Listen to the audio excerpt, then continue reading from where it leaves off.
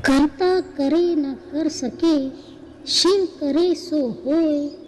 तीन लोक नो खंड में, महाकाल से बड़ा न कोई। जय श्री महाकाल, हर हर महादेव। नमस्कार दोस्तों, यदि आप भगवान महादेव के भक्त हैं तो इस वीडियो को लाइक करें और टाइप करें हर हर महादेव। आज हम आपको महादेव की और हरिकेश यक्ष की कथा सुनाने जा रहे हैं। यदि आप भगवान शिव के भक्त हैं तो इस कथा को जरूर सुने। भगवान शिव की कृपा सदा आप पर और आपके परिवार पर बनी रहेगी। आप सबसे निवेदन है कि आप इस कथा को बीच में आधा अधूरा छोड़कर न जाएं, अन्यथा आप के भागीदार हो सकते हैं। भगवान शिव की कृपा पाने के लिए इस कथा को पूरा सुने। आइए कथा शुरू करते हैं। प्राचीन काल में रत्नभद्र नाम से प्रसिद्ध एक धर्मात्मा यक्ष गंधमादन पर्वत पर रहता था। उनके पूर्णभद्र नामक एक पुत्र उत्पन्न हुआ। अंत में अनेक भोगों को भोगकर उस रत्नभद्र ने शिव ध्यान परायण हो परम शांत शिवलोक को प्राप्त किया। पिता के शिवलोक चले जाने पर पूर्णभद्र ने संतानहीन होने से अपनी भार्या कनक कुंडला नाम की यक्षिणी से कहा, प्रिय, मुझे पुत्र के बिना यह राज्य और महल आदि सब शून्य मालूम होता है। कनक कुंडला बोली, प्राणनाथ, आप ज्ञानवान होकर पुत्र के लिए क्यों खेद करते हैं? यदि यही इच्छा है तो पुत्र मिलने का उपाय कीजिए। इस जगत में उद्यमी लोगों को क्या दुर्लभ है। जो प्राणी प्रारब्ध के भरोसे रहते हैं वह नितांत का पुरुष है, क्योंकि अपना किया हुआ कर्म ही प्रारब्ध है और कुछ नहीं। इस कारण प्रतिकूल प्रारब्ध को शांत करने के लिए समस्त कारणों के भी कारण रूप भगवान शिव की शरण में जाना चाहिए। यदि आप सर्वश्रेष्ठ पुत्र चाहते हैं तो भगवान शिव की शरण ग्रहण कीजिए। अपनी पत्नी की बात सुनकर यक्षराज ने गीतवाद से भगवान शिव का पूजन कर पुत्र की अभिलाषा पूर्ण की। उसका नाम हरिकेश पड़ा। पुत्र उत्पन्न होने की प्रसन्नता से उसने अनेक दान पुण्य किए। जब हरिकेश 8 वर्ष का हुआ तभी से वह खेल में धूलि का शिवलिंग बनाकर त्रिनादि से उनका पूजन करता और अपने साथियों को शिव नाम से ही पुकारता था।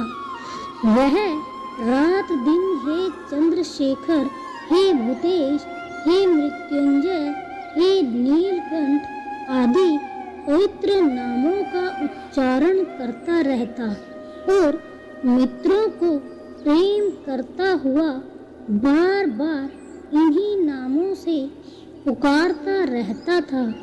उसके कान के नाम के अतिरिक्त अन्य किसी को ग्रहण नहीं करते थे।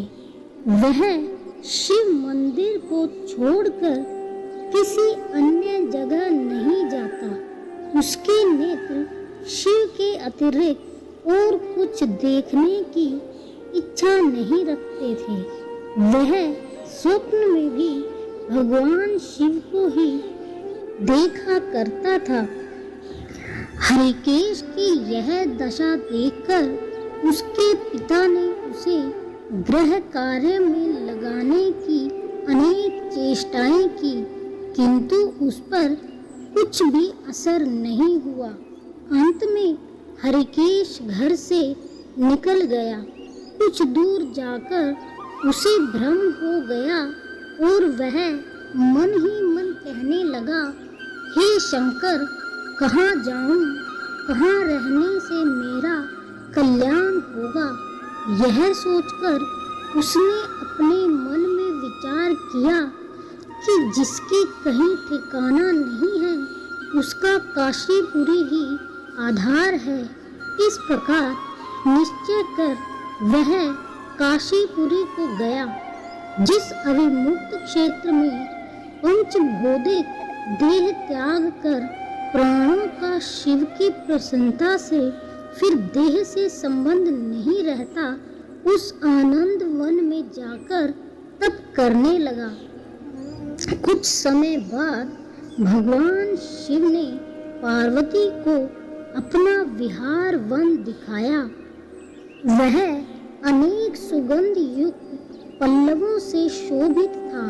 शिव बोले, हे देवी, जैसे तुम मुझको बहुत प्रिय हो, वैसे ही यह आनंद वन भी मुझे परम प्रिय है। मेरे अनुग्रह से इस आनंद वन में मरे हुए को जन्म मरण का बंधन नहीं होता, अर्थात वह फिर संसार में जन्म नहीं लेता। पुण्यात्मा के कर्म बीज विश्वनाथ की प्रज्वलित अग्नि में जल जाते हैं, उसी से फिर वे गर्भाशय में नहीं आते। काशीवासी लोगों के देहांत समय में मैं ही तारक ब्रह्मा ज्ञान का उपदेश देता हूँ, जिससे वे उसी क्षण मुक्त हो जाते हैं।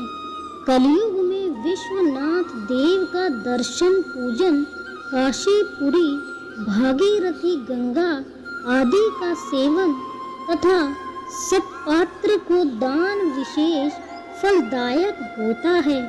हे देवी, काशीवासी सदा मुझ में ही बसते हैं, इससे मैं उनको अंत में संसार सागर से पार कर देता हूँ। यह मेरी प्रतिज्ञा है। इस तरह वार्तालाप करते करते भगवान शिव उस स्थान पर गए जहाँ हरिकेश समाधि लगाए बैठा था। उसको देखकर पार्वती ने कहा, भगवान, यह आपका तपस्वी भक्त है।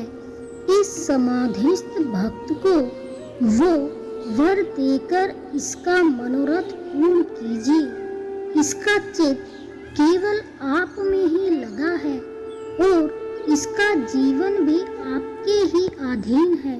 पार्वती की बात सुनकर भगवान शिव उसके पास गए और उन्होंने समाधि में स्थित उस हरिकेश को हाथ से स्पर्श किया। दया सिंधु का स्पर्श पाकर उस यक्ष ने आंखें खोलकर अपने सम्मुख प्रत्यक्ष अपने अभीष्ट को देखा। गदगद स्वर में यक्ष ने कहा कि हे शंभु, हे पार्वती पते, हे शंकर, आपकी जय हो। आपके कर कमलों का स्पर्श पाकर मेरा यह शरीर अमृत रूप हो गया। इस प्रकार प्रिय वचन सुनकर भगवान शिव बोले, हे यक्ष, तुम इसी क्षण मेरे वर से मेरे क्षेत्र के दंड नायक हो जाओगे। आज से तुम दुष्टों के दंड नायक और पुण्यवानों के सहायक बनो और दंडपानी नाम से विख्यात होकर सब उद्भट गणों का नियंत्रण करो। मनुष्यों में सत्य अर्थ नाम वाले संभ्रम और उद्भ्रम, ये दोनों गण सदा तुम्हारे साथ रहेंगे। तुम काशीवासी जनों के अन्नदाता, प्राणदाता, ज्ञानदाता हो और मेरे मुख से निकले तारक मंत्र के उपदेश से मोक्षदाता होकर नियमित रूप से काशी में निवास करो।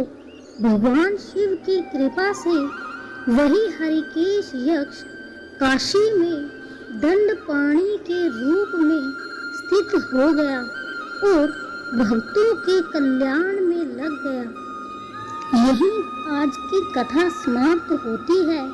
दोस्तों, यदि आपने इस कथा को पूरा सुना है तो आप पर और आपके परिवार पर भगवान शिव की कृपा सदा बनी रहेगी। यदि आप इस तरह की और कथाएं सुनना चाहते हैं तो अपने इस चैनल को सब्सक्राइब जरूर करें।